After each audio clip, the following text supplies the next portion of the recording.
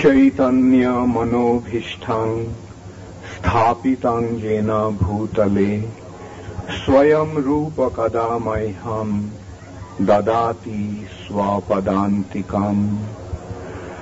वन्देऽहं श्रीगुरो श्रीयुतपदकमलम् श्रीगुरून् वैष्णवांश्च श्रीरूपं साग्रजातं सहगणा रघुनाथान्वितं त्वं सजीवम् साद्वैतं सावधूतं परिजनसहितं कृष्ण चैतन्यदेवम् श्रीराधा कृष्ण पदान् सहगणा ललिता श्रीविशाखान्वितंश्च।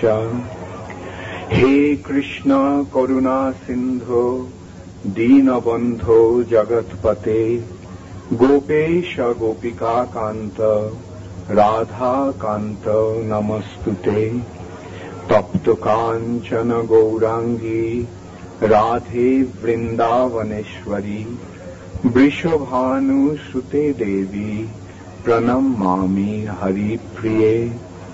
वाञ्छाकल्पतरुभ्यश्च कृपा सिन्धुभ्यैव च पतितानां पावनेभ्यो वैष्णवेभ्यो नमो नमः। श्रीकृष्ण चैतन्य प्रभु नित्यानंद श्री अद्वैत गदाधर श्रीवासदि गौर भक्त वृंद। हरे कृष्णा कृष्ण कृष्ण हरे हरे हरे राम राम राम हरे हरे। हरे कृष्ण। आज श्री चैतन्य महाप्रभुर शुभ आविर्भाव तिथि श्री गौर पूर्णिमा महोत्सव। এই শুভ দিনটিতে শ্রী চৈতন্য মহাপ্রভু এই নবদ্বীপ ধামের মায়াপুরে অবতীর্ণ হয়েছিলেন। শ্রী চৈতন্য মহাপ্রভুর লীলা বিলাস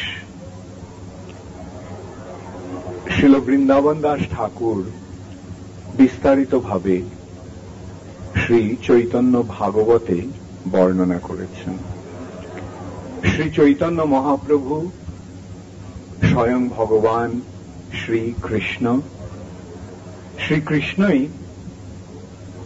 তার দাপর লীলা শেষ করার পর কলির প্রথম সন্ধ্যায় এই নবদ্বীপ ধামে অবতীর্ণ হন। তিনি আসেন সাঙ্গ পাঙ্গ অস্ত্র এবং পার্ষদ সহ। তিনি তার অঙ্গ, তার পার্ষদ, তার অন্তরঙ্গ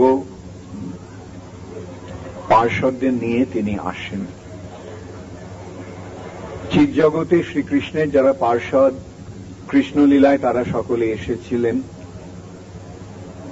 তেমনি শ্রীকৃষ্ণ যখন শ্রীকৃষ্ণ চৈতন্য মহাপ্রভু রূপে অবতীর্ণ হলেন তখনও তার পার্ষদেরা তার সঙ্গে আসেন।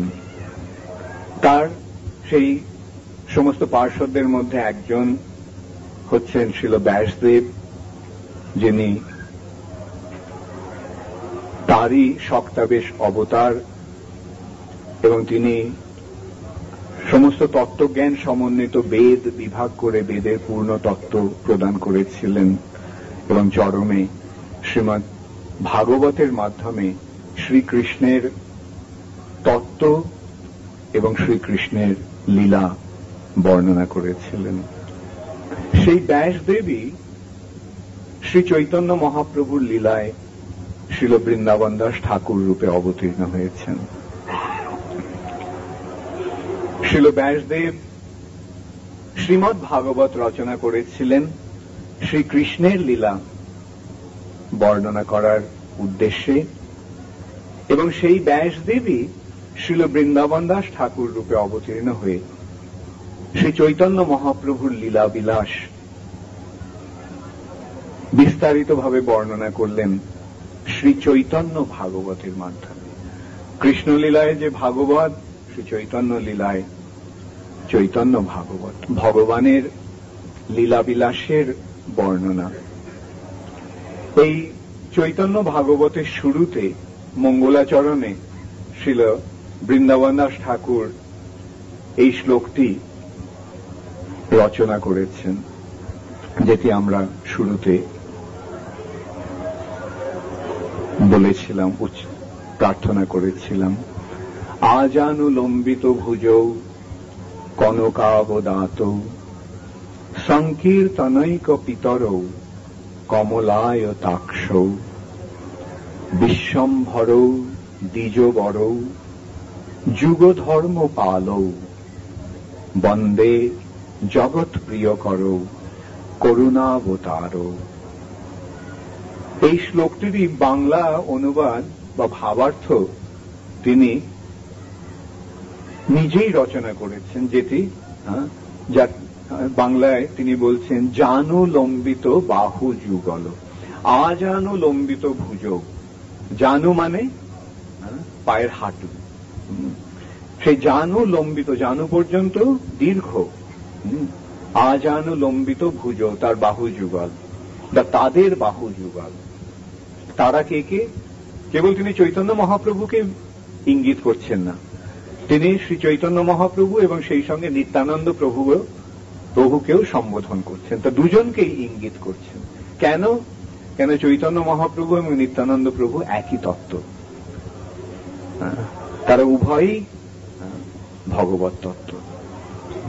ব্রজেন্দ্র নন্দন যেই, শচীসুত হইল সেই, বলরাম হইল নিতাই। শ্রীকৃষ্ণ এবং বলরামে যেমন কোনো ভেদ নেই, কেবল দেহের রংটিতেই ভেদ। তাদের অবয়ব, তাদের রূপ একদম অবিকল এক। কৃষ্ণ এবং বলরাম একই, কিন্তু কৃষ্ণের অঙ্গকান্তি বর্ষার জল ভরা মেঘের মতো শ্যাম সুন্দর, আর বলরামের অঙ্গকান্তি দুধের মতো সাদা। এখন সেই যে কৃষ্ণ বলরাম, তারা যে শ্রীকৃষ্ণ চৈতন্য মহাপ্রভু এবং নিত্যানন্দ প্রভু রূপে এসেছেন, তাদের বর্ণনা করছেন। তাদের দেখতে ঠিক একরকম, তারা একই ব্যক্তি, দুটি রূপে প্রকাশিত হয়েছেন। এবং এই লীলাতে তাদের অঙ্গকান্তিও একই, তাদের গায়ের রঙও সেই কনক পুতলি দেহা। কনক মানে সোনা, সোনার মতো, সোনা দিয়ে যেন একটা তৈরি দুটি সুন্দর পুতুল। পুতুল মানে বিগ্রহ। এখন মহাপুরুষের লক্ষণ হচ্ছে আজান, তাদের বাহু, তাদের হাত জানু পর্যন্ত লম্বা হয়। মহাপুরুষের যে লক্ষণগুলি রয়েছে তার মধ্যে এইটি একটি বিশেষ লক্ষণ। তো সেই কথা বর্ণনা করে বলা হচ্ছে আজানুলম্বিত ভুজৌ, তাদের বাহু যুগল জানু পর্যন্ত লম্বিত। কনকাবদাত, কনক মানে সোনার মতো তাদের গায়ের রং, কনক অবদাত। এবং তেমনি কনক পুতলি দেহা। আর তার বর্ণনা করে তিনি বলছেন অরুণ অম্বর শোভিত কলেবর উপমা দেব কাহা। তাদের এই সৌন্দর্যের এই উপমা আমরা কোথা থেকে দেব? এর কোন উপমা তো এই জগতে নেই। তারা তো অপ্রাকৃত তত্ত্ব, তারা তো এই জগতের বিষয় নয়। তাই এই জগতের কোনো উপমার মাধ্যমে তাদের বর্ণনা করা যায় না। উপমা দেব কাহা, শুধু ওই কিছুটা উপমা যেগুলো দেওয়া হয়েছে সেগুলি ওই ইঙ্গিত মাত্র দেওয়ার জন্য। যেমন কৃষ্ণের অঙ্গকান্তিকে কিরকম বলা হচ্ছে, যে শ্যাম, শ্যাম মানে কিরকম? কৃষ্ণ, তার মানে কি কৃষ্ণের অঙ্গকান্তি কিরকম? এটা এই জড় জগতের কোন দৃষ্টান্তের মাধ্যমে আমরা বুঝতে পারবো না। তবে তার কাছে যে একটা খুব কাছের যে দৃষ্টান্তটি দেওয়া যায় সেটি হচ্ছে বর্ষার জল ভরা মেঘের মতো। ঘন শ্যাম। বর্ষা জল ভরার মেঘ যে সেটি কালো না সাদা বোঝার উপায় আছে না। অতএব প্রভুপাদ বলছেন যে কৃষ্ণের অঙ্গকান্তি যে সাদা না কালো কি সেটা আমরা বলতে পারবো না, কেননা এই জড় জগতের কোনো উপমার মাধ্যমে তা বর্ণনা করা সম্ভব নয়। এখন সেই কৃষ্ণই শ্রী চৈতন্য মহাপ্রভুর রূপে যখন এসেছেন তখনও বৃন্দাবন দাস ঠাকুর বলছেন উপমা দেব কাহা, কিভাবে উপমা দেব, কিভাবে দৃষ্টান্ত দেব। চরণ নখর উজর শশধর কনয়া মঞ্জরি সোহে, হেরি দিনমণি আপনা নিছয়ে রূপে জগ মন মোহে। তার যে চরণের নখের যে দুটি, সেই দুটি যেন উজর শশধর, চাঁদের যে চন্দ্রিম, চাঁদের যে জ্যোৎস্নার আভা বা চাঁদের যে কিরণ, সেই কিরণকেও নিষ্প্রভ করে দেয়। স্নিগ্ধ কিন্তু উজ্জ্বল।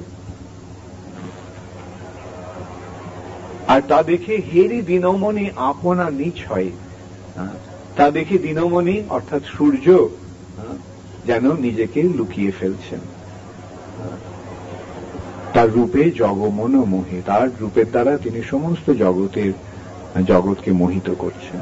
এই যে কলিযুগের অবতার শ্রীকৃষ্ণ চৈতন্য, কলিযুগের অবতার যে চৈতন্য মহাপ্রভু এবং নিত্যানন্দ প্রভু, তারা পাপী পাষণ্ডের বিচার করেন না, পাপ পাষণ্ড নাহি মানে। কলিযুগের অবতার চৈতন্য নিতাই পাপ পাষণ্ড নাহি মানে, পাপী তাপীর বিচার করেন না তিনি। তারা সকলকেই প্রেম দিতে এসেছেন। এই যে কৃষ্ণ প্রেম যা ব্রহ্মারও দুর্লভ, সেই ব্রহ্মারও দুর্লভ প্রেম সবাকারে যাচ্ছে, সকলকে যেচে যেচে তারা দান করছেন। এমনই তাদের অসীম করুণা, তাই তিনি হচ্ছেন মহাবদান্য। নমো মহাবদান্যায় কৃষ্ণ প্রেম প্রদায়তে, তিনি কৃষ্ণ প্রেম প্রদান করেন। তারা পাপী তাপের বিচার করেন না। এই কলিযুগে তো সকলেই, এই কলিযুগের পরিবেশটাই পাপের দ্বারা আচ্ছন্ন। কলিযুগের সমস্ত ব্যক্তি প্রকৃতপক্ষে পাপের প্রভাবে প্রভাবিত। তাই চৈতন্য মহাপ্রভু পাপী তাপের বিচার করছেন না, কেবল যারাই তার করুণা গ্রহণ করতে চান তারাই তার সেই অসীম করুণা গ্রহণ করতে পারেন। এখন সেই করুণা কেন করছেন চৈতন্য মহাপ্রভু এইভাবে, তার যে বৃত্তান্ত বা তার যে প্রকৃত তথ্য সেটা যদি আমরা জানতে চাই তাহলে আমাদের কৃষ্ণ লীলায় ফিরে যেতে হবে। শ্রীকৃষ্ণ তার লীলাবিলাস করলেন, কৃষ্ণ লীলাবিলাস করলেন দাপর যুগে। দাপরের শেষে তিনি লীলাবিলাস করলেন। সেই লীলাবিলাসটি কি? এই লীলাবিলাসটি তিনি যুগাবতার রূপে লীলাবিলাস করলেন না, তিনি স্বয়ং ভগবান রূপে লীলাবিলাস করছেন। আর সেই স্বরূপে, তার যে স্বরূপে তিনি যে স্বয়ং ভগবান, তিনি অবতার নন, তিনি অবতারী। সমস্ত অবতারের অবতারী, সব অবতার সার শিরোমণি শ্রীকৃষ্ণ। তিনি তার লীলাবিলাস করলেন এই পৃথিবীর কাছে তার ব্রজলীলা প্রকট করার জন্য। তার এই লীলাবিলাসের মাধ্যমে তিনি তার বৃন্দাবন লীলা প্রকাশ করলেন। আর সেই বৃন্দাবন লীলাটি কি? বৃন্দাবন লীলা হচ্ছে মধুর লীলা। জয় জয় জল রস সর্বরস সার, পরকিয়া ভাবে যাহা ব্রজেতে প্রচার। সমস্ত রসের মধ্যে সর্বশ্রেষ্ঠ রস হচ্ছে উজ্জ্বল রস, উন্নত জল রসাং স্বভক্তি শ্রিয়ম। তার সেই উন্নত উজ্জ্বল রসে যে তার নিজ ভক্তি, সেই নিজ ভক্তি দান করার জন্য তিনি এসেছেন। সেই উন্নত উজ্জ্বল রস বৈকুণ্ঠে তত্ত্ব নয়, এই উন্নত উজ্জ্বল রস বৈকুণ্ঠে বিরল, এই উন্নত উজ্জ্বল রস অযোধ্যায় বিরল, এই উন্নত উজ্জ্বল রস দ্বারকায় ও বিরল। যদিও শ্রীকৃষ্ণ দ্বারকায় তার মহিষীদের নিয়ে লীলাবিলাস করছেন, কিন্তু এই যে উন্নত উজ্জ্বল রসটি সেটি দ্বারকাতেও প্রকাশিত হয়নি, সেটি প্রকাশিত হয়েছে কেবলমাত্র বৃন্দাবনে, যেখানে স্বয়ং ভগবান শ্রীকৃষ্ণ তার নিত্য লীলা বিলাস করছেন তার সবচাইতে অন্তরঙ্গ ভক্তদের নিয়ে। সেই যে লীলা, সেই লীলাটি কি? সেই লীলাটির বৈশিষ্ট্য বা বৈচিত্র্য কি? সেটি উন্নত উজ্জ্বল রস, জয় উজ্জ্বল রস, জয় উজ্জ্বল রস, জয় উজ্জ্বল রস, জয় সর্বরস সার। এটি সমস্ত রসের সারাতি সার, অর্থাৎ এই রসটি থেকেই অন্য সমস্ত রসের প্রকাশ হয়েছে। এই মধুর রস থেকেই অন্য সমস্ত রস বা সমস্ত রসের কেন্দ্র বা সার হচ্ছে এই মধুর রস। এবং সেটি কি? পরকীয়া ভাবে যাহা ব্রজেতে প্রচার। পরকীয়া ভাবে অর্থাৎ শ্রীকৃষ্ণের সঙ্গে যে ব্রজগোপিকাদের সম্পর্ক, সেখানে কোনো সামাজিকতার বিধিবিধান নেই। ভগবান তো স্বয়ং ভগবান, সর্ব লোক মহেশ্বর, তাকে সামাজিকতার বিধিবিধান কেন মানতে হবে? কিন্তু লোকশিক্ষার জন্য তিনি করেন। যেই জন্য আমরা দেখতে পাচ্ছি দ্বারকাতে তিনি মহিষীদের পানি গ্রহণ করেছেন, কিন্তু বৃন্দাবনে তিনি ব্রজগোপিকাদের পানি গ্রহণ করেননি। এইভাবেই তিনি তার পরম ঈশ্বরত্ব বা ভগবত্তা স্থাপন করছেন বৃন্দাবনে। এখন এই যে বৃন্দাবনের যে লীলা, বিশেষ করে ব্রজগোপিকাদের সঙ্গে শ্রীকৃষ্ণের যে লীলাটি, সেই লীলাটি সর্বদাই গোপন রাখা হতো। কেন? এটা এত নিগূঢ় তত্ত্ব, সাধারণ মানুষের পক্ষে, এমনকি মনীষীদের পক্ষেও এই তত্ত্বটি বোঝা সম্ভব ছিল না, তাই জন্য এটি গোপন রাখা হয়েছিল। কিন্তু শ্রীকৃষ্ণ তার ব্রজলীলা যখন বিলাস করলেন এই দাপর যুগে, তখন তিনি সেই তত্ত্বটিকে প্রকাশ করলেন, যা চিরকাল গোপন ছিল, যা চিরকাল গোপন রাখা হয়েছিল। অনর্পিত চরিং চিরাত, চিরকাল যেটা অর্পণ করা হয়নি বা প্রকাশ করা হয়নি, সেই বস্তুটিকে তিনি প্রকাশ করলেন তার দ্বারকা লীলায়, তার বৃন্দাবন লীলায়, দাপর যুগে। এখন প্রতি দাপর যুগে কি শ্রীকৃষ্ণ এই লীলা বিলাস করেন? না, প্রতি দাপর যুগে শ্রীকৃষ্ণ এই ব্রজলীলা বিলাস করেন না। ব্রহ্মার একদিনে 1000 চতুর্যুগ, ব্রহ্মার একদিনে এই চতুর্যুগ মানে সত্য, ত্রেতা, দাপর, কলি, এই যে 4টি যুগ আছে, এই 4টি যুগ একত্রিত করে হয় একটা চতুর্যুগ। সেরকম 1000 চতুর্যুগে ব্রহ্মার একদিন হয়, আর সেই মাপে ব্রহ্মার মাস, বছর, এবং সেইভাবে 100 বছর ব্রহ্মার জীবন।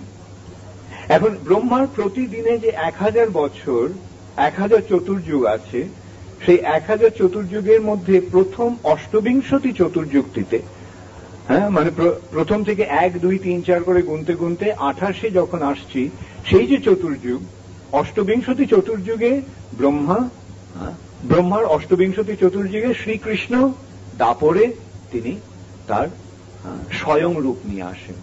স্বয়ং রূপ মানে কৃষ্ণের স্বয়ং রূপটি কি? শ্রীকৃষ্ণের স্বয়ং রূপটি হচ্ছে দ্বিভুজ শ্যামসুন্দর মুরলী বাদন। তার স্বয়ং রূপটি হচ্ছে দ্বিভুজ, তার 2 হাত। চতুর্ভুজ তার স্বয়ং রূপ নয়। দ্বারকায় তিনি তার যে নারায়ণ রূপ চতুর্ভুজ, সেটি তার রূপ স্বয়ং রূপ নয়, তার স্বরূপ নয়। তার প্রকৃত স্বরূপ হচ্ছে দ্বিভুজ শ্যাম সুন্দর মুরলী বাদন, তিনি বাঁশি হাতে তার। সেই রূপটি কেবল বৃন্দাবনেই দেখা যায়। এখন সেই রূপ নিয়ে তিনি যে লীলাবিলাস করছেন, সেই লীলাতে ব্রজ গোপিকাদের সঙ্গে তার যে অত্যন্ত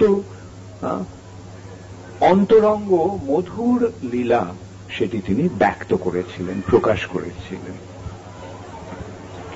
কিন্তু এই লীলার অন্তে শ্রীকৃষ্ণ বিচার করলেন যে আমি তো এই ব্রজলীলা বিলাস করলাম, কিন্তু মানুষ এই ব্রজলীলায় প্রবেশ করবে কি করে? আমার ভক্তেরা এই ব্রজলীলায় প্রবেশ করবে কি করে?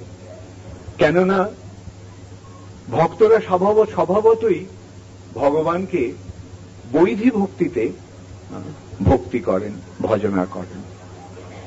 বিধি নিষেধ, শাস্ত্র বিধি অনুসরণ করে তারা ভগবানের ভজনা করেন, ভগবানের সেবা করেন, ভগবানের প্রতি তাদের অনুরাগ প্রকাশ করেন। কিন্তু এই বৈধি ভক্তি অনুশীলনের মাধ্যমে যখন ভগবানের বা যখন সিদ্ধি লাভ হয়, এই সাধনার ফলে যখন সিদ্ধি লাভ হয়, বৈধি সাধন ভক্তির ফলে যে সিদ্ধি লাভ, সেই সিদ্ধি লাভের ফলে জীব বৈকুণ্ঠে প্রাপ্ত হন, বৈকুণ্ঠে গমন করে। কিন্তু বৃন্দাবন তো বৈকুণ্ঠের অনেক উপরের তত্ত্ব, আর বৈকুণ্ঠ থেকে বৃন্দাবনে প্রবেশ করা যায় না। এমনকি বৈকুণ্ঠ থেকে নয়, অযোধ্যা থেকেও বৃন্দাবনে প্রবেশ করা যায় না, দ্বারকা থেকেও প্রবেশ করা যায় না। বৃন্দাবনে প্রবেশ করতে হলে এক বিশেষ সৌভাগ্যের প্রয়োজন হয়। বৃন্দাবনে প্রবেশ করার রীতি হচ্ছে, যেটি বৃহৎ ভাগবতামৃততে অত্যন্ত সুন্দরভাবে ব্যক্ত হয়েছে, যে বৃন্দাবনে প্রবেশ করার একমাত্র উপায় হচ্ছে সংকীর্তন। আর সেই সংকীর্তন কোথায় অনুশীলন করতে হয়? এই ভৌম বৃন্দাবন, এই পৃথিবীতে যে বৃন্দাবন রয়েছে, প্রত্যেকটি ব্রহ্মাণ্ডে একটি ভূমণ্ডল রয়েছে। সেই ভূমণ্ডলে যে পৃথিবী রয়েছে, সেই পৃথিবীতে বৃন্দাবন রয়েছে। সেই বৃন্দাবনে সংকীর্তন অনুশীলন করার ফলে গোলক বৃন্দাবনে ভগবানের লীলায় প্রবেশ করা যায়। এখন কৃষ্ণ বিচার করলেন যে ভক্ত আমাকে স্বভাবতই বৈধি ভক্তি সহকারে আমার ভজনা করবে এবং তার ফলে তারা বৈকুণ্ঠে যাবে, কিন্তু বৃন্দাবনে তারা আসবে কি করে? সেই বৃন্দাবনে আসার পথটি সুগম করার জন্য শ্রীকৃষ্ণ ভক্তরূপে অবতীর্ণ হলেন। ভগবানকে ভক্ত স্বভাবতই বৈধি ভক্তি সহকারে ভজনা করবেন এবং তার ফলে তারা বৈকুণ্ঠে গমন করবেন। কিন্তু ভগবান যখন ভক্ত হয়ে আসেন, সেই ভক্তরূপী ভগবানকে যখন বৈধি ভক্তি সহকারে ভজনা করা হয়, তার ফলে বৃন্দাবনে প্রবেশ অধিকার লাভ হয়। অতএব শ্রীকৃষ্ণ কেন শ্রী চৈতন্য মহাপ্রভু রূপে এলেন? তার কারণটি হচ্ছে যে তিনি এই কলিযুগের মানুষদের বৃন্দাবনে যাওয়ার সুযোগ করে দেওয়ার জন্য তিনি এসেছেন। তাকে বৈধি ভক্তি সহকারে যখন ভজনা হচ্ছে, অর্থাৎ শ্রীকৃষ্ণ চৈতন্য মহাপ্রভুর ভক্তিটি কিভাবে অনুশীলন করতে হয়, বিধি অনুসারে, শাস্ত্রবিধি অনুসারে সবসময় ভগবানের ভজনা করতে হবে। শাস্ত্রবিধি পরিত্যাগ করে যদি ভগবানের ভজনা হয়, সেটা ঐকান্তিকই হলেও সেটা কেবল উৎপাতেরই সৃষ্টি করবে। শ্রুতি স্মৃতি পুরাণ আদি পঞ্চরাত্র বিধিং বিনা ঐকান্তিকী হরের ভক্তির উৎপাতৈব কল্পতে। অর্থাৎ শ্রুতি স্মৃতি পুরাণ এই যে সমস্ত শাস্ত্র রয়েছে, এই শাস্ত্র গ্রন্থে যে বিধি দেওয়া রয়েছে, সেই বিধিগুলি অনুশীলন না করে যদি হরিভক্তি করা হয়, তা আপাত দৃষ্টিতে যতই ঐকান্তিক বলে মনে হোক না কেন, তার ফলে কেবল একটা উৎপাতেরই সৃষ্টি হবে। অতএব ভক্ত সব সময়ই শাস্ত্র বিধির অনুশীলনে ভগবানের ভজনা করবেন। এখন ভগবান যখন ভক্তরূপে এলেন, তখন শাস্ত্র অনুসারে শাস্ত্রে তাকে কিভাবে ভজনা করার নির্দেশ দেওয়া হচ্ছে? শাস্ত্রে বলা হচ্ছে যজ্ঞই সংকীর্তন প্রায়ই। এই যে মহাপ্রভু এলেন, ভক্তরূপে যে ভগবান শ্রীকৃষ্ণ এলেন, তার ভজনাটা কিভাবে হবে? সংকীর্তন যজ্ঞের মাধ্যমে। যজ্ঞই সংকীর্তন প্রায়, সংকীর্তন যজ্ঞের মাধ্যমে তার ভজনা হবে। এবং তার ফলে কি হবে? এই যে সংকীর্তন যজ্ঞে করে কৃষ্ণ আরাধন, এই সংকীর্তন যজ্ঞের মাধ্যমে যখন শ্রীকৃষ্ণের আরাধন করা হয়, সংকীর্তনের অর্থটি কি? বহুভীর মিলিত্বা যৎ কীর্তন। বহু ব্যক্তি, বহু ভক্ত যখন ঐক্যবদ্ধ হয়ে, মিলিত হয়ে যখন ভগবানের মহিমা কীর্তন করেন বা ভগবানের মহিমা প্রচার করেন, সেইটি হচ্ছে সংকীর্তন। তাহলে মিলিতভাবে, যৌথভাবে, সকলে একত্রিত হয়ে যে ভগবানের আরাধনা, সেইটি হচ্ছে সংকীর্তন। এখন এই সংকীর্তনের মাধ্যমে শ্রী চৈতন্য মহাপ্রভুর আরাধনা করতে হয়। শ্রী চৈতন্য মহাপ্রভুর আরাধনা অন্য কোনোভাবে নয়, এই সংকীর্তন যজ্ঞে করে কৃষ্ণ আরাধন। আর এই যে ভক্তরূপী ভগবানকে যখন সংকীর্তন যজ্ঞের মাধ্যমে বৈধি ভক্তি সহকারে যখন তার আরাধনা করা হয়, তখন তার ফলটি কি হয়? চরমে এই সাধনের ফলে যখন আমাদের সিদ্ধি লাভ হবে, তখন সেই সিদ্ধিটি কিভাবে প্রকাশিত হবে? রসরাজ মহাভাব দুই এক রূপ। এই রসরাজ শ্রীকৃষ্ণ আর মহাভাব স্বরূপিণী শ্রীমতী রাধা রানী, এরা দুজনে যখন একত্রীভূত হলেন, তিনি হলেন চৈতন্য মহাপ্রভু। এখন সেই সংকীর্তন যজ্ঞের মাধ্যমে যখন আমরা চৈতন্য মহাপ্রভুর আরাধনা করব, তখন চরমে এই সিদ্ধিতে আমরা কি দেখব? শ্রী চৈতন্য মহাপ্রভুকে তখন আমরা এই রসরাজ মহাভাব রূপে দর্শন করব। আমরা তখন শ্রী চৈতন্য মহাপ্রভুকে শ্রীকৃষ্ণ এবং শ্রীমতী রাধারানীর রূপে দর্শন করব। যেভাবে শ্রীল রামানন্দ রায় শ্রী চৈতন্য মহাপ্রভুর কৃপায় তাকে দর্শন করেছিলেন। এখন সেটি কেবল রামানন্দ রায়েরই কেবল সম্ভব হয়নি, শ্রী চৈতন্য মহাপ্রভুর কৃপায় যারাই সংকীর্তন যজ্ঞে তার আরাধনা করবে, চরমে সিদ্ধিতে তারা এইভাবেই শ্রী চৈতন্য মহাপ্রভুকে রাধা কৃষ্ণ রূপে দর্শন করবেন। এবং রাধা কৃষ্ণ দর্শন যখন হবে, সেই দর্শনটি কোথায় হবে? রাধারানী এবং কৃষ্ণকে আমরা কোথায় দর্শন করব? সেইটি বৃন্দাবন। এইভাবে চৈতন্য মহাপ্রভুকে সংকীর্তন যজ্ঞের মাধ্যমে আরাধনা করার ফলে আমরা বৃন্দাবনে প্রবেশের অধিকার লাভ করতে পারি। আমরা বৃন্দাবনে শ্রী শ্রী রাধা কৃষ্ণের সেবায় যুক্ত হতে পারি। এই পথটি সুগম করে দেওয়ার জন্যই শ্রীকৃষ্ণ চৈতন্য মহাপ্রভু রূপে এসেছেন।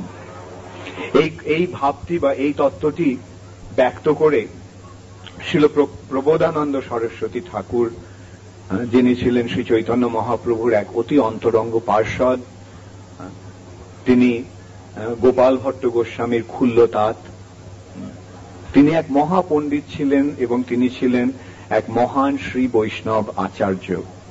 কিন্তু শ্রী চৈতন্য মহাপ্রভুর সান্নিধ্য লাভের পরে তিনি গৌর ভক্তে পরিণত হয়েছিলেন, রাধাকৃষ্ণের সেবায় যুক্ত হয়েছিলেন। তিনি বলছেন যে শ্রীকৃষ্ণ এবং শ্রীমতী রাধারানী যথা গৌর পদারবিন্দে, এই যে শ্রীকৃষ্ণ এবং রাধারানী তারা এসেছেন শ্রী চৈতন্য মহাপ্রভু রূপে, গৌরাঙ্গ সুন্দর রূপে। এখন যথা গৌর পদারবিন্দে বিন্দে তো ভক্তিং কৃত পুণ্য রাশি, যে পুঞ্জীকৃত পুণ্যের ফলে যখন আমরা এই গৌরাঙ্গ মহাপ্রভুর শ্রীপাদপদ্মে ভক্তি লাভ করব, যথা গৌর পদারবিন্দে বিন্দে তো ভক্তিং কৃত পুণ্য রাশি, পুণ্য রাশি পুঞ্জীকৃত পুণ্যের ফলে যখন আমরা শ্রী চৈতন্য মহাপ্রভুর শ্রীপাদপদ্মে প্রতি আকৃষ্ট হব এবং ভক্তি লাভ করব, তথা উৎসর্পতি হৃদি অকস্মাৎ, সেই অনুসারে হঠাৎ হৃদয় থেকে উত্থিত হবে রাধা পদাম্ভোজ সুধাম্ভ রাশি।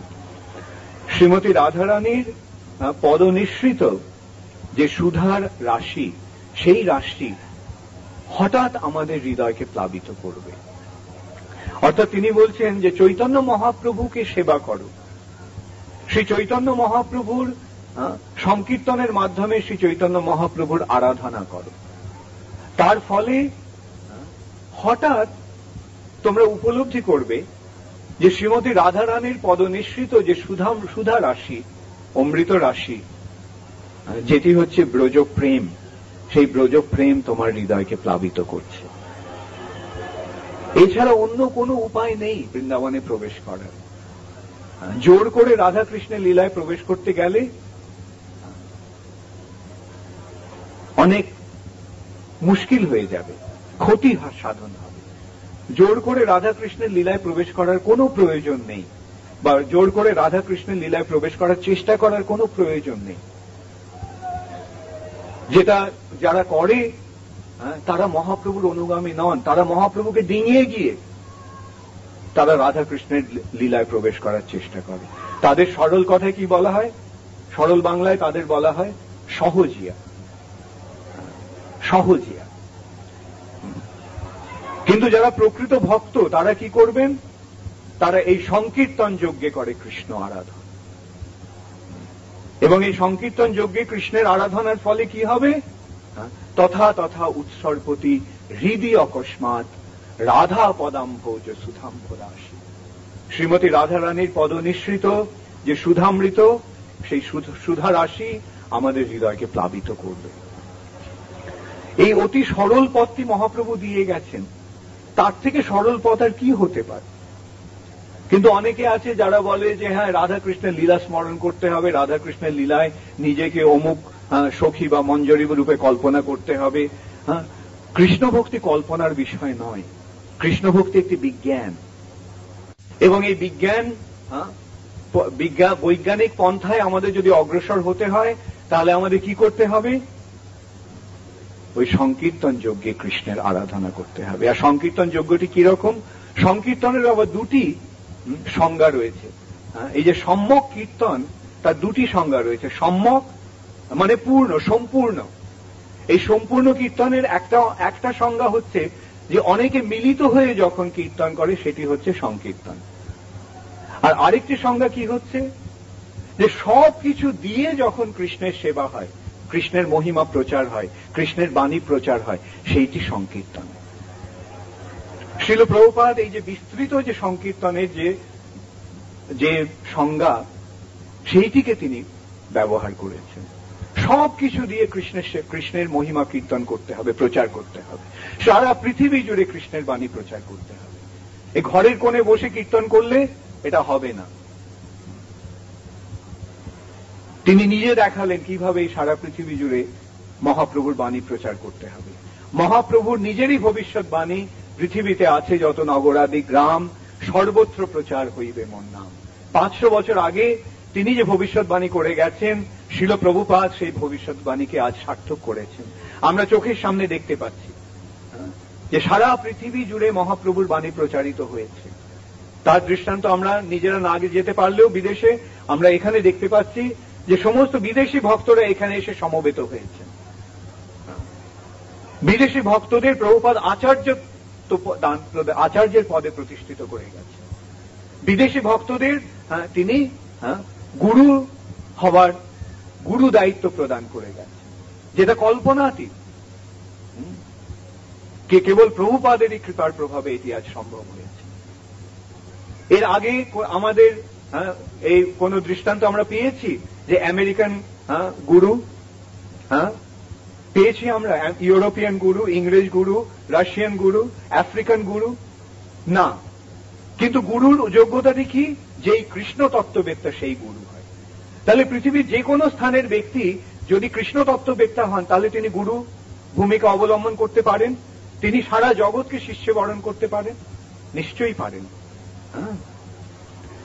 এই মহাপ্রভুর এই উদার যে ভাবধারা সেটি এইভাবেই প্রকাশিত হয়েছে। এবং আমি বলবো এটি কেবল শুরু, প্রভুপাদ যেটি করে গেছেন সেটি কেবল শুরু করে গেছেন। এটি সমাপ্তি নয়, এটি শেষ নয়, এটি শুরু। এবং একটা সময় আসবে যখন সারা পৃথিবীর প্রতিটি নগরে এবং গ্রামে এই কৃষ্ণ ভক্তির প্রচার হবে। প্রতিটি নগরে এবং গ্রামে হরিনাম কীর্তন হবে, লক্ষ লক্ষ মানুষ হরিনাম কীর্তন করবে। আজকে যেটা করছেন কয়েকশো জন করছেন, কয়েক হাজার জন করছেন, কিন্তু লক্ষ লক্ষ মানুষের সমাগম হচ্ছে না। যেমন আমরা মায়াপুরেও দেখতে পাচ্ছি লক্ষ মানুষের সমাগম, তারা আসছেন, তীর্থ ভ্রমণে আসছেন, কিন্তু সংকীর্তনে যোগ দিচ্ছেন। এখন এই সংকীর্তনে যোগদান করে শ্রী চৈতন্য মহাপ্রভুর নির্দেশ অনুসারে রাধা কৃষ্ণের মহিমা কীর্তন, সেইটির মাধ্যমে আছে আমাদের জীবনের প্রকৃত সার্থকতা, এবং সেটি সারা পৃথিবী জুড়ে প্রচারিত হবে। আমাদের খুব আনন্দ হয় যখন আমরা দেখি আপনারা সকলে এগিয়ে আসছেন। আপনারা আরো এগিয়ে আসুন, এই দায়িত্বটি গ্রহণ করুন। মহাপ্রভু কি নির্দেশ দিয়েছেন? ভারত ভূমিতে হইল মনুষ্য জন্ম যার, জন্ম সার্থক করি করো পর উপকার। শিল প্রভুপাদের বাংলা ভাষণের মধ্যে একটা শেষ ভাষণই বলবো। তিনি মহেশ পণ্ডিতের শ্রীপাঠে গিয়েছিলেন, সেইখানে তিনি এই কথাটি বলেছিলেন। তিনি আবেদন করেছিলেন সকলের কাছে, আপনারা এগিয়ে আসুন। প্রভুপাদের একটা আক্ষেপ ছিল যে ভারতীয়রা এগিয়ে আসছে না, সমস্ত বিদেশিরা এগিয়ে আসছে, কিন্তু ভারতীয়রা এগিয়ে আসছে না। প্রভুপাদের সময় মুষ্টিমেয় কয়েকজন ভারতীয় এগিয়ে এসেছিলেন তার এই বিশাল প্রচার কার্যে তাকে সাহায্য করার জন্য। আজকে এটি অত্যন্ত আনন্দের বিষয়। প্রভুপাদ আপনাদের সকলকে এগিয়ে আসতে দেখে অত্যন্ত আনন্দিত হচ্ছেন। এবং প্রভুপাদ কি বলছেন, ওখানে কি বললেন, এই কথাটি তিনি বলেছিলেন। মহাপ্রভু বলেছেন, দেখুন, ভারত ভূমিতে হইল মনুষ্য জন্ম যার, জন্ম সার্থক করি করো পর উপকার। ভারতবর্ষে যাদের জন্ম হয়েছে তারা যেন স্বার্থ চিন্তায় মগ্ন থেকে কি করে নিজের ভালো হবে, কি করে আমার পরিবার পরিজনের ভালো হবে, কি করে আমার আত্মীয় স্বজনের ভালো হবে, কি করে আমার দেশের ভালো হবে, এই সমস্ত চিন্তায় মগ্ন থাকা ভারতীয়দের কর্তব্য নয়। ভারতীয়দের কর্তব্য কি? পর উপকার করা। পর উপকার মানে অন্যের কি করে ভালো হবে সেটা চিন্তা করা। আমার কিভাবে ভালো হবে তার কোনো ভ্রুক্ষেপ বা তার কোন রকম চিন্তা তাদের নেই। অন্যের কি করে ভালো হবে, অন্যের ভালো করতে গিয়ে যদি আমাকে নরকেও যেতে হয় আমি নরকে যেতে প্রস্তুত। এইটি হচ্ছে ভক্তের মনোভাব। এখন এই যে মহাপ্রভু নির্দেশ দিলেন, ভারতবর্ষে যাদের মনুষ্য জন্ম লাভ হয়েছে তারা যেন স্বার্থ চিন্তায় মগ্ন না থেকে পর উপকারের ধর্মটি গ্রহণ করেন। আর সেই পর উপকারটি কিভাবে হবে, কিভাবে সাধিত হবে? যারে দেখো তারে কহ কৃষ্ণ উপদেশ, আমার আজ্ঞায় গুরু হইয়া তারও এই দেশ। যারে দেখো তারে কহ কৃষ্ণ উপদেশ। যাকে দেখো, যার সঙ্গে তোমার সাক্ষাৎ হয় তাকে কৃষ্ণ উপদেশ দাও, কৃষ্ণের কথা শোনাও। এবং সেই সম্বন্ধে প্রভুপাদ একটি দৃষ্টান্ত দিলেন। যেমন পাখি, যেমন অনেক পাখি, অনেক রকমের পাখি রয়েছে। যেমন চড়াই পাখি, সে বাড়ির উঠোনে চারপাশে উড়ে বেড়ায়। আবার অনেক পাখি আছে তারা এক দেশ থেকে আরেক দেশে উড়ে যায়। আবার অনেক পাখি আছে যারা এক গ্রহ থেকে আরেক গ্রহে উড়ে যায়। আবার আরেক পাখি আছে যেমন গরুর, আপনারা জানেন গরুর এই জড় জগতে আসতে পারে, জড় জগৎ থেকে আবার চিৎ জগতে উড়ে যেতে পারে। এরকম পাখি বহু অনেক রয়েছে, তাদের ক্ষমতা অনুসারে তারা ওড়ে। ঠিক তেমনি আমাদেরও আমাদের ক্ষমতা অনুসারে প্রচার করবে না। যদি আমার ক্ষমতা যদি চড়াই পাখির মতো হয়, ঠিক আছে, আমি আমার বাড়ির চারপাশে প্রচার করব। তার আর কারো যদি ক্ষমতা আরো বেশি হয় তারা আরো বেশি দূরে গিয়ে প্রচার করবেন। এইভাবে যাদের ক্ষমতা আরো বেশি তারা এক দেশ থেকে আরেক দেশে গিয়ে প্রচার করবেন। কিন্তু প্রচার করতে হবে, এইটি হচ্ছে মহাপ্রভুর নির্দেশ। যারা ভারত ভূমিতে যাদের মনুষ্য জন্ম লাভ হলো তারা সকলে যেন প্রচার করেন কৃষ্ণের বাণী। সেইটি হচ্ছে প্রকৃত পর উপকারের ধর্ম। আর প্রথমে যদি কেউ চড়াই পাখি হয়, ভগবত ভক্তির প্রচারের একটি মহিমা, যে কেউ যদি প্রথম শুরুতে কেউ চড়াই পাখি হতে পারে, কিন্তু চড়াই পাখি থেকে তারপরে সে কি হবে, সে একটা বড় আরো বড় পাখিতে পরিণত হয়ে সে আরো দূরে ভ্রমণ করবে। সে কেবল সারা জীবন সে চড়াই পাখি থাকবে না। প্রচারের যত আমরা প্রচার করি, প্রচারের ক্ষমতা, প্রচারের যোগ্যতা এবং প্রচারের স্থান তত বৃদ্ধি পায়। অতএব প্রথমে আমরা শুরু করব বাড়ি থেকে। আমার বাড়িতে যারা আছে আত্মীয় স্বজনের কাছে প্রচার করব, বন্ধু বান্ধবদের কাছে প্রচার করব, পাড়া প্রতিবেশীদের কাছে প্রচার করব। কিন্তু সেই প্রচারের ক্ষেত্রটি ক্রমশ বর্ধিত হবে। তাই তিনি কি বলছেন? জন্ম সার্থক করি করো পর উপকার, যারে দেখো তারে কহ কৃষ্ণ উপদেশ, আমার আজ্ঞায় গুরু হইয়া তারও এই দেশ। এই দেশ বলতে কি বোঝাচ্ছে? দেশ বলতে বোঝাতে পারে যে আমার যেখানে আমি আছি সেই জায়গাটি। আবার দেশ বলতে আমাকে বোঝাতে পারে আমি যে প্রদেশের মানুষ সেই প্রদেশটি, সেই তারও আরো বিস্তৃতি লাভ করে দেশ বলতে বোঝাতে পারে সারা ভারতবর্ষ। আবার দেশ বলতে সারা পৃথিবীকেও বোঝাচ্ছে, আবার দেশ বলতে সারা ব্রহ্মাণ্ডকে বোঝাচ্ছে। যেমন শিল ভক্তি সিদ্ধান্ত সরস্বতী ঠাকুর তার লীলা অপ্রকট করার আগে তিনি কি বললেন? তিনি বললেন, একদিন চাঁদের দিকে তাকিয়ে তিনি আক্ষেপ করে বললেন যে চন্দ্রলোকের অধিবাসীরা ভগবত বিমুখ হয়ে যাচ্ছে। তার কিছুদিন পরেই তিনি তার লীলা সংবরণ করলেন এবং তার অনেক অন্তরঙ্গ ভক্তেরা যারা তার ঘনিষ্ঠ সান্নিধ্যে ছিলেন তারা মনে করেন শিল ভক্তি সিদ্ধান্ত সরস্বতী ঠাকুর চন্দ্রলোকে গেছেন প্রচার করতে। এই পৃথিবীতে প্রচার সম্পাদন করে সুযোগ্য শিষ্যের হাতে দায়িত্বভার নষ্ট করে শিল প্রভুপাদের কাছে তিনি দেখেছিলেন শিল প্রভুপাদ এসে গেছেন, বাস এখন সারা পৃথিবী জুড়ে প্রচার হবে। তিনি তখন দেখলেন তাহলে এখন তো আমার পৃথিবীর কাজটা তো সারা হলো, এইবার আমাকে অন্য জায়গায় গিয়ে প্রচার করতে হবে। তাই তিনি চন্দ্রলোকে গেলেন। সেখানে চন্দ্রলোকের যে অধিবাসীরা যারা ভগবত বিমুখ হয়ে গিয়েছিল তাদেরকে তিনি ভগবানের মহিমা তাদের কাছে প্রচার করলেন।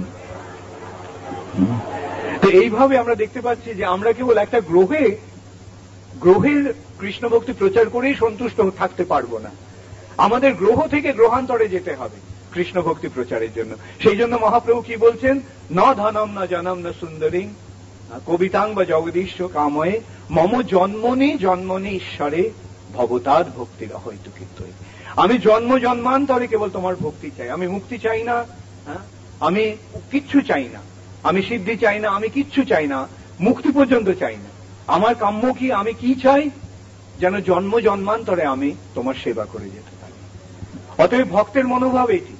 ভক্ত মুক্তি চায় না, ভক্ত চায় না যে আমি এই দেহত্যাগের পরে আমাকে বৈকুণ্ঠে ফিরে যেতে হবে, বৃন্দাবনে ফিরে যেতে হবে।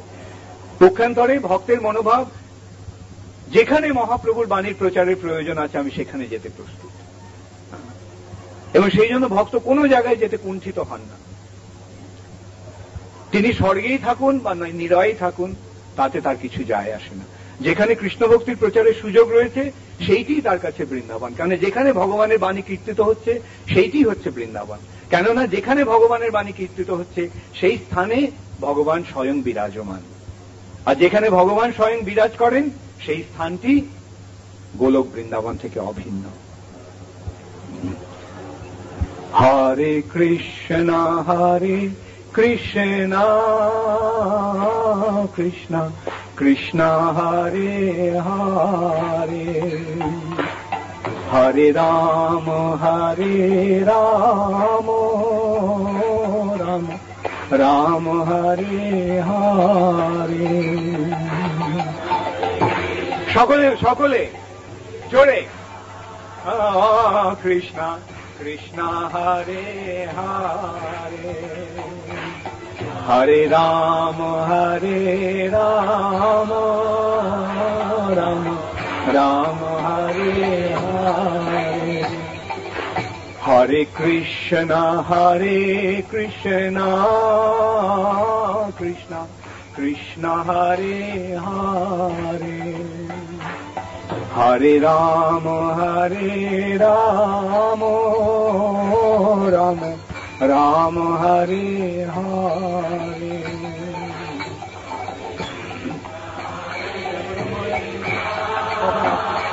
মহারাজ কখন আসছেন খবর দেবে?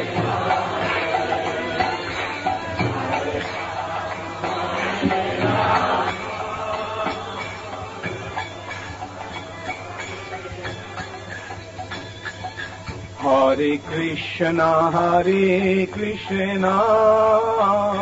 Krishna Krishna Hare Hare Hare Rama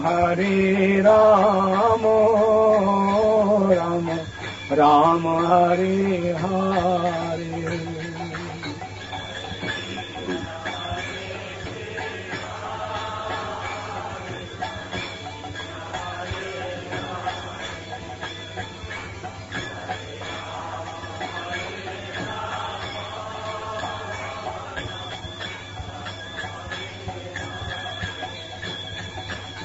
Hare Krishna Krishna Krishna Hare Hare Hare Rama Rama Hare Hare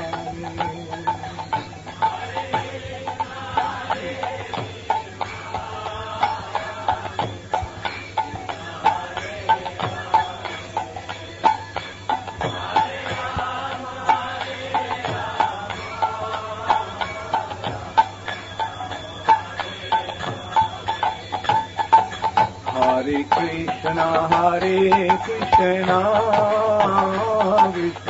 Krishna Hare Hare Hare Rama Rama Hare Hare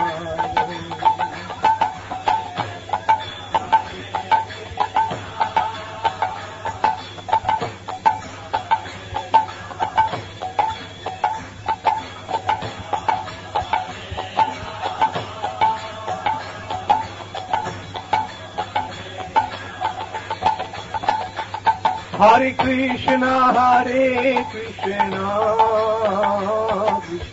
Krishna Hare Hare Hare Rama Rama Hare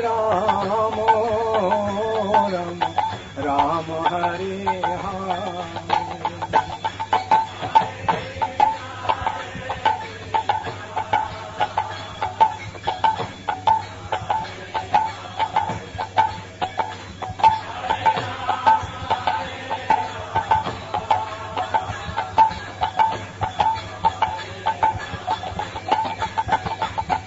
Hare Krishna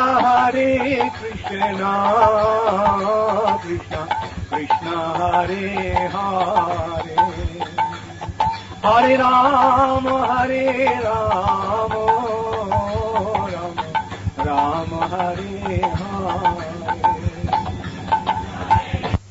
Hare Krishna Krishna Hare Hare Hare Rama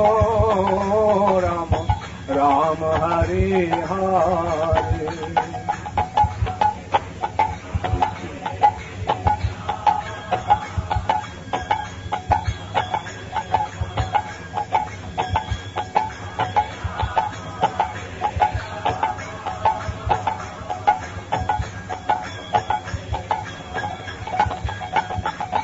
Hare Krishna Krishna Hare Hare Hare Rama Rama Hare Hare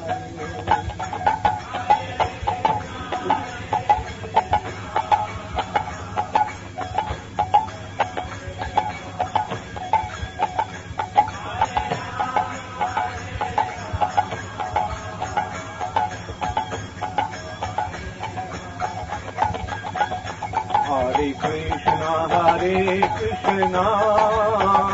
Krishna Krishna Hare Hare Hare Rama Rama Hare Hare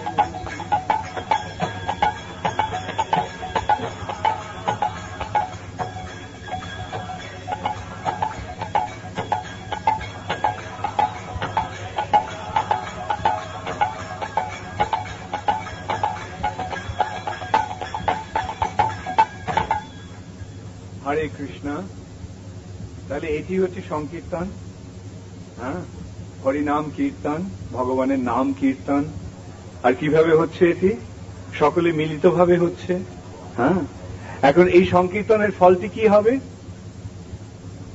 চরমে যখন এই সংকীর্তনের মাধ্যমে আমরা যখন ভগবানের কৃপা লাভ করব, তখন শ্রী চৈতন্য মহাপ্রভুকে কেবল দর্শন হবে না, শ্রী চৈতন্য মহাপ্রভুকে রাধা কৃষ্ণ রূপে দর্শন হবে। এবং তখন আমরা সেই রাধা কৃষ্ণকে দর্শন লাভ করার মাধ্যমে আমরা ব্রজে বা বৃন্দাবনে উপনীত হব। দেখুন কত সরল পন্থা। এটি করতে গিয়ে কোনো কষ্ট হয়? হ্যাঁ, কীর্তন করতে কষ্ট হয়? পক্ষান্তরে আনন্দ হয়, তাই নয় কি? হ্যাঁ, কারো গান গাইতে খারাপ লাগে? গান গাইতে সকলেরই ভাল লাগে, অন্তত গান শুনতে সকলের ভাল লাগে। হ্যাঁ, গাইতে না পারলেও। আর এটি তো কঠিন গান হলে গাওয়া মুশকিল হতে পারে, কিন্তু এটা তো কত সরল। হ্যাঁ, কেবল একটি পদেরই, হ্যাঁ, এই যে একটি মন্ত্রেরই বারবার পুনরাবৃত্তি, কিন্তু বহু সুরে বহু ভাবে এটি গাওয়া যায়। এইটি হচ্ছে সংকীর্তনের মহিমা। আর যে কেউ এই সংকীর্তনে যোগ দিতে পারেন, আবাল বৃদ্ধ বনিতা। এটি বালক, একটি শিশুও যোগদান করতে পারে, বৃদ্ধেরাও যোগদান করতে পারে, অর্থাৎ বালক থেকে শুরু করে বৃদ্ধ পর্যন্ত সকলে যোগদান করতে পারে। আর বনিতা এমনকি মেয়েরা পর্যন্ত যোগদান করতে পারে। তাহলে এই সংকীর্তনে যোগদান করায় কোন রকম বাধ্য বিধি নিষেধ নেই। আচ্ছা মহারাজ, আচ্ছা ওকে। এবং এই যে সংকীর্তনের যে ফলটি, কত সরলভাবে সহজভাবে আমরা একটা পরম প্রাপ্তি লাভ করতে পারি। এই যে আমি বললাম যে ব্রহ্মারও দুর্লভ এই কৃষ্ণ প্রেম, আর একটু গভীরে যদি আমরা তলিয়ে দেখি তাহলে দেখতে পাই এটা কেবল ব্রহ্মারই দুর্লভ নয়, এটি শিবেরও দুর্লভ। এই কৃষ্ণ প্রেম লাভ শিবের পক্ষেও দুর্লভ। ব্রজে প্রবেশ শিবের পক্ষেও দুর্লভ। আপনারা জানেন শিব প্রবেশ করতে চেয়েছিলেন বৃন্দাবনে, কৃষ্ণের রাসলীলায়, প্রবেশ হলো না। অবশেষে বহু তপস্যা, বহু সাধ্য সাধনের পর কৃষ্ণ তাকে যখন কৃপা করলেন, কি বললেন তিনি? তুমি গোপীশ্বর শিব হয়ে তুমি এই রাসলীলার দ্বারটাকে আগলে রাখো। রাসলীলাতে প্রবেশ হচ্ছে না, ওই রাসের ইয়েটাকে, রাসমণ্ডলীটাকে রক্ষা করার ভারটা শিবের ওপর, তাও কিভাবে? গোপী ঈশ্বর রূপে। আর তারপরে দেখুন শিবের পক্ষে দুর্লভ না, লক্ষ্মী দেবীর পক্ষেও দুর্লভ এই কৃষ্ণ প্রেম, ব্রজ প্রেম লাভ করা। লক্ষ্মী দেবী নারায়ণকে বললেন, আমি তোমার ব্রজলীলার কথা শুনেছি, এই যে ব্রজলীলায় যে তোমার যে রাস নৃত্য, তাতে আমিও প্রবেশ করতে চাই। তিনি নারায়ণ বললেন, ঠিক আছে, প্রবেশ করতে হলে তুমি কোন ব্রজ গোপিকার আনুগত্যে তোমাকে সেখানে প্রবেশ করতে হবে। লক্ষ্মী দেবী বললেন, আমি লক্ষ্মী, আমি মহালক্ষ্মী, আমার পক্ষে অন্য কারো আনুগত্য স্বীকার করা কি করে সম্ভব? তাতে তো তোমার মর্যাদা হানি হবে, সেটা আমি করতে পারি না। নারায়ণ বললেন, তাহলে তোমাকে আর ব্রজে প্রবেশ সম্ভব হবে না তোমার পক্ষে। ঠিক আছে, ওদিকে কি হচ্ছে এদিকে শোনো। ওদিকে এরকম হলো, কিসের ভিড়টা কিসের জন্য হয়েছে জানেন? প্রসাদ বিতরণ হবে। আর মনটা চলে গেল কোথায়? সেই জন্য বলা হচ্ছে যে মনোযোগ সহকারে। আচ্ছা, লক্ষ্মী দেবী, নারায়ণ তখন লক্ষ্মী দেবীকে কি বললেন? কে শুনেছেন? হাত তুলুন। আচ্ছা, নারায়ণ তখন বললেন যে ব্রজে প্রবেশ তাহলে তোমার পক্ষে সম্ভব হবে না, কেন গোপিকার আনুগত্য ছাড়া ব্রজে প্রবেশ সম্ভব নয়। তখন লক্ষ্মী দেবী অত্যন্ত ব্যথিতা, ক্ষুব্ধা হয়ে তিনি তপস্যায় বসলেন, এক কঠোর তপস্যা করলেন। সেই কঠোর তপস্যার প্রভাবে কৃষ্ণ এসে লক্ষ্মীকে জিজ্ঞাসা করলেন, লক্ষ্মী, কেন তুমি এই কঠোর তপস্যা করছো? লক্ষ্মীদেবী বললেন, আমি ব্রজে প্রবেশ করতে চাই। তোমার ব্রজলীলায় আমি প্রবেশ করতে চাই। তখন কৃষ্ণ লক্ষ্মী দেবীকে বক্ষে ধারণ করলেন। হ্যাঁ, এই লক্ষ্মী দেবী, কৃষ্ণের বক্ষে যে লক্ষ্মী দেবী, সেটি কি? শ্রীবৎস চিহ্ন। শ্রীবৎস, শ্রী লক্ষ্মী দেবী কৃষ্ণের বক্ষে, কৃষ্ণ লক্ষ্মী দেবীকে বক্ষে ধারণ করে কৃষ্ণ ব্রজে প্রবেশ করলেন। এইভাবে লক্ষ্মী দেবীর ব্রজে প্রবেশ সম্ভব হল। আর সেই ব্রজ প্রেম, ব্রজ প্রবেশের সুযোগটি মহাপ্রভু আমাদের সকলকে বিলিয়ে দিচ্ছেন অকাতরে। তাহলে এখন এটি গ্রহণ করব না করব না? এটি গ্রহণ করব না প্রসাদের ভিড়? হ্যাঁ, ঐকান্তিক ভাবে আমাদের নিষ্ঠা সহকারে নাম, ভগবানের নাম জপ এবং কীর্তন, এই নামের মধ্যে সব কিছু রয়েছে। যেই নাম সেই কৃষ্ণ, ভজ নিষ্ঠা করি, নামের ভিতরে আছে আপনি শ্রীহরি। অতএব এই কলিযুগে শ্রীহরি, শ্রীকৃষ্ণের ভজনা কিভাবে হবে? এই নামের ভজনার মাধ্যমে। নামের ভজনা কিভাবে? জপ এবং কীর্তন এবং প্রচার। কীর্তনের ব্যাপক অর্থ হচ্ছে প্রচার। আমরা নিজেরা নিজেদের পারমার্থিক উন্নতির জন্য আমরা জপ করব, আর অন্যদের উন্নতি সাধনের জন্য আমরা কীর্তন করব। ভগবানের সন্তুষ্টি বিধানের জন্য আমরা কীর্তন করব, ভগবানের আনন্দ বিধানের জন্য আমরা প্রচার করব। সেইটি হচ্ছে আমাদের একমাত্র কর্তব্য। আর তাহলে কি আমাদের অন্য কাজগুলো অসম্পূর্ণ থাকবে? না।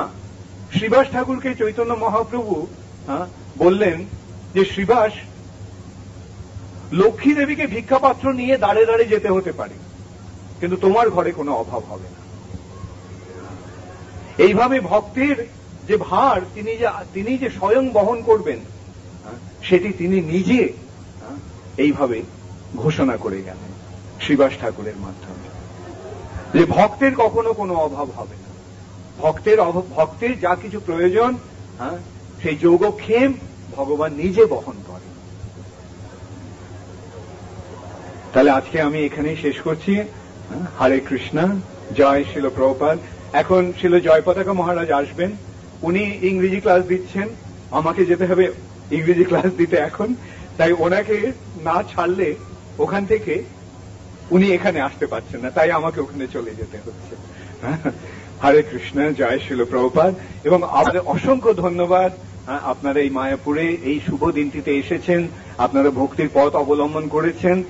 আপনারা সর্বান্তকরণে এই ভক্তির পথ অবলম্বন করে সারা পৃথিবী জুড়ে ভগবানের বাণী প্রচার করুন, সেইটি আমাদের একমাত্র কাম্য। হরে কৃষ্ণ। শিল প্রভুপাদ কি, ইস্কনের প্রতিষ্ঠাতা আচার্য জগৎগুরু শিল প্রভুপাদ কি, শিল প্রভুপাদ কি, সমবেত ভক্তবৃন্দ কি, গৌর পূর্ণিমা মহা মহোৎসব কি, শ্রী চৈতন্য মহাপ্রভুর আবির্ভাব তিথি মহোৎসব কি, শ্রী চৈতন্য মহাপ্রভু কি, গৌর প্রেমানন্দে। বিষ্ণুপদায় কৃষ্ণ পৃষ্ঠায় ভূতলে শ্রীমতে ভক্তি বেদান্ত।